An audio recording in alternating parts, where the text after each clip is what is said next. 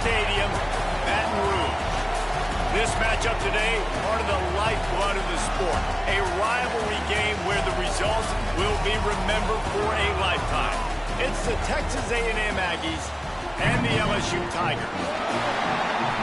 Reese Davis, David Pollock, Jesse Palmer with you. Holly Rose down on the sidelines. We check in with her now. Thank you, guys. I have checked in with the Tigers head coach here pregame, here at home with this conference opponent and heated rival coming in. This is an opportunity to make a name for themselves in the conference. The SEC is off to a competitive start, and they have got to prove themselves here today. Back to you. Holly, thank you. Can't wait to see how this one unfolds.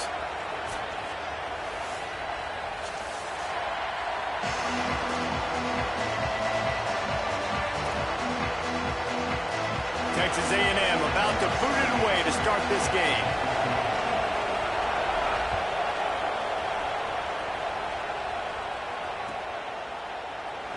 He'll bring it out. It's Wilson. I know he thinks he can house every return, but sometimes you just have to take a knee as he stopped at the 14.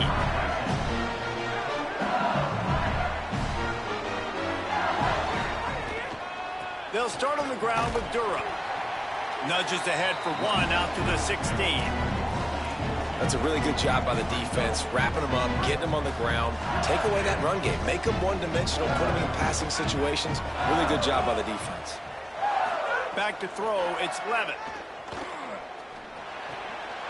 That's caught. It's Green. Put it right on him. Sweet play, good pickup, and they'll move the chains with the first down.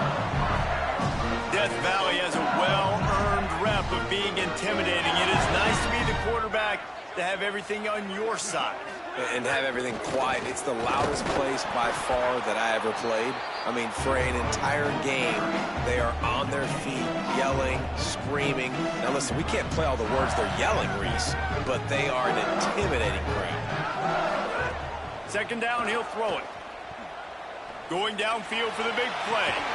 Makes the grab up to 30. And he found all kinds of room and got it down to the 28. Man, what makes this offense so difficult to defend is they've got receivers that have speed and that can separate. On the first drive of the game, they found a soft spot in the middle of the field, and they took advantage. He just treated that thing like a hot potato, and they're going to call him for grounding. So the decision has been made, and the coach will take the penalty. Still second down, but now the offense is operating behind the chains. He's going to take off. Trying to buy a little time, and he cannot, but he does get it back closer to the line of scrimmage.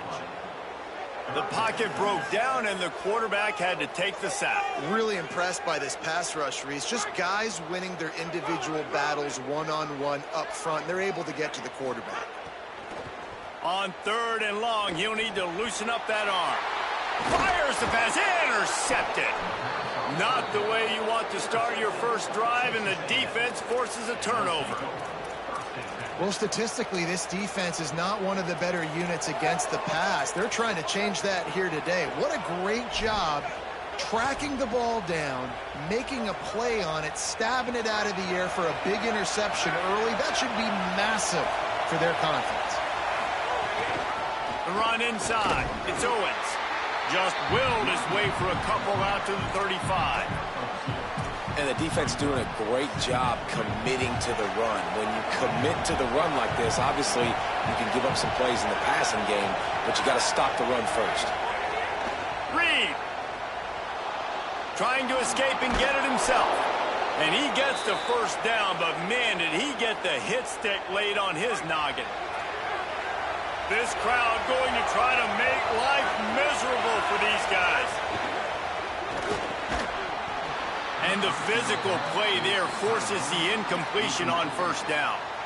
Now, I know you two never faced off against each other in an actual rivalry game other than the Thanksgiving morning turkey bowl.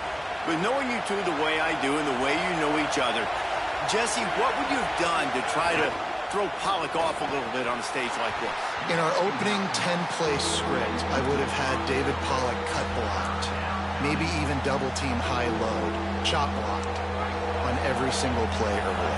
Which is illegal, you call it. That's fine. But that's fine. You know what? I guess in retaliation to that, we would have just roughed the passer over and over, taking the 15-yard penalty. That's what's fun about this, Reese. It's petty. It's sometimes it crosses the line of dirty, but that's why rivalries are so fun. One of the things I love about this defense is they just have such great awareness, and they're always communicating. They understood the down and distance. They knew exactly what they needed to do to make the tackle to force the punt. That is so well done. Has to get there to move the sticks. He's brought down, but not before he picks up the first down on a gutsy call to keep this drive alive. And the Aggies are moving quickly down the field. Throwing Reed. Incomplete. That one batted away at the line of scrimmage. And how about that? That's already the third target this guy has had on the opening drive of the game. He is a big factor for their success throwing the football. He's got to win the matchups. Even though that one goes incomplete, they got to keep throwing him the ball. There's some room. Picks up. It's a fumble. And they are fortunate to avoid the turnover as the fumble goes out of bounds. You start to get that offense going and start having success, you've got to make sure when you get closer to the scoring range, you take care of that football. If you don't, coach is going to go you on the sideline, you in the game. Hit hard just as he released it on first down and just couldn't get it to the receiver. Second down coming up on this red zone opportunity. Quarterback keep. Got enough space. He'll be pushed out of bounds just short of the end zone, and that one saved a touchdown at least for now. This is an offense that can move the sticks in a whole lot of different ways. Now you're seeing it on the option here. Great job by the quarterback. Reading the defense, there's nobody there taking him, so he puts his foot in the ground, he gets upfield, and he's got really nice elusiveness. Beck's going for the goal line, and he breaks the play. Touchdown, Aggies! What a luxury for an offense to have. The ability to set the tone on the ground, giving that guy the football time after time, making offense easy, being physical, and really setting the tone for this football game. And the extra point is good.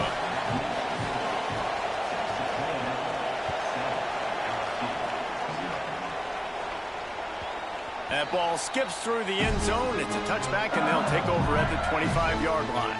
The drive starts from their own 25-yard line.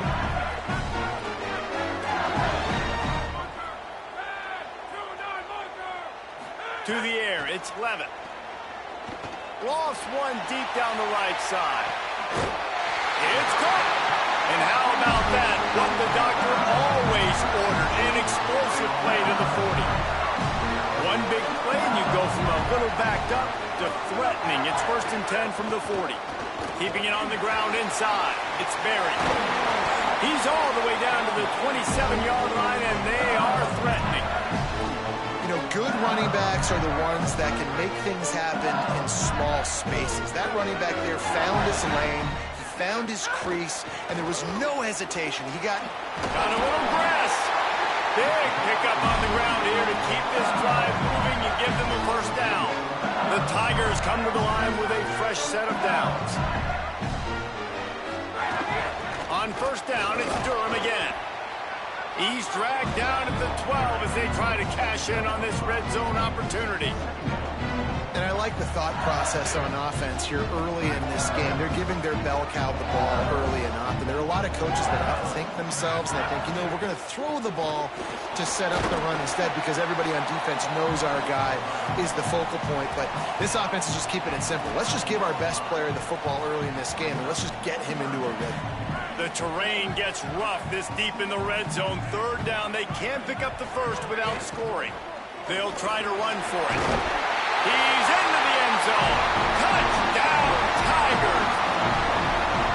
The extra point here would tie the game. And that kick was perfectly down the middle.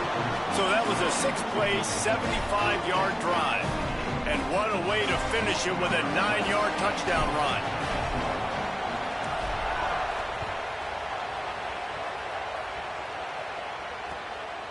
Coming out with it, it's Bussey. Makes a move. Gets it out to the 33 before he goes out of bounds. Decent field position to start this drive from their own 33. Reed. Just a little off. Incomplete. And how loud is it in this building? This is crazy. These fans are going absolutely nuts. And I used to love when the fans got involved, and I'm on defense because it messes with the snap count. It messes with the communication, and it can really rattle an offense. Had the pick in his hands and couldn't hang on, and you just won't see that from him very often. It'll be third down. They've got to find a way to get this guy into a rhythm. Here we go. Starting the game, he's 1 for 7. They've got to find some easy completions, 3-step drops, RPOs, swing passes to the running back, something to get this guy some confidence because he's not playing with any right now. Really nice pickup there as they have it out to the 44 with a first down.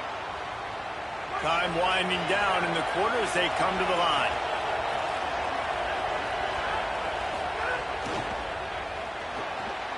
With the catch, it's Riley. Crosses the 45, out of bounds at the 47-yard line, and a solid play there. And now on second down for this offense. Absolutely nothing settled. Deadlocked after one period of play as we have a look at the stats. They fought to a standstill in the first. Let's see if someone can get the edge in the second quarter.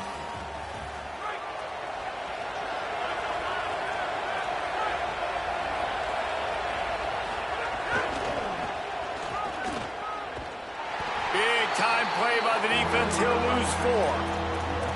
Now, you want to be a great run defense. Your DBs have to be great tacklers. And I love the way he comes up, sees the run. I know he makes the money in the back end covering passes, but when you got a guy that can fly up and make tackles, man, does your defense go to a different level.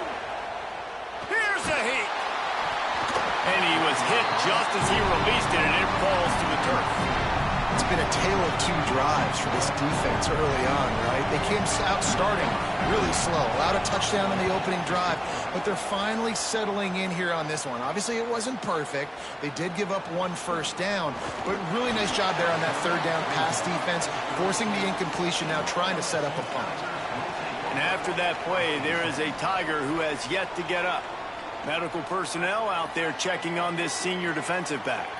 The Tigers send out the offense to go to work. They'll run the RPO and throw it right. I tell you, this slot receiver, he really does give his quarterback a nice option. Runs really good routes. He's got nice hands. You saw it on that last play. To the air, it's Levitt. And he just flat dropped it. I think he wanted to run before he secured it.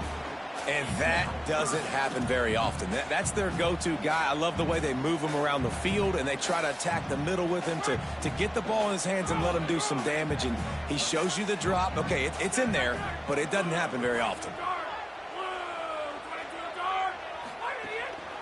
On third down, here's Durham.